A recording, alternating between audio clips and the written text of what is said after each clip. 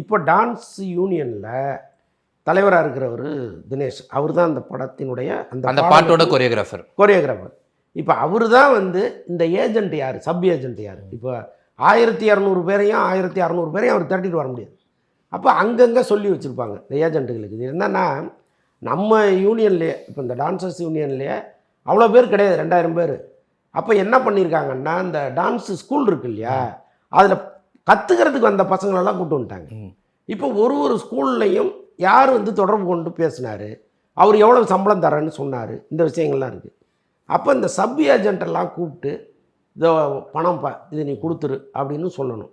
இப்போ இதில் ஏதோ ஒரு குளறுபடி நடந்திருக்கு. இவர் கொடுத்தாரா கொடுக்கலையா, இவர் தனித்தனியாக கேட்க முடியாதுன்னு சொல்லிட்டார். நான் போய் ஒவ்வொருத்தட்டையும் பணம் வந்துச்சான்னு கேட்க முடியாதுன்னு தினேஷும் சொல்கிறார்.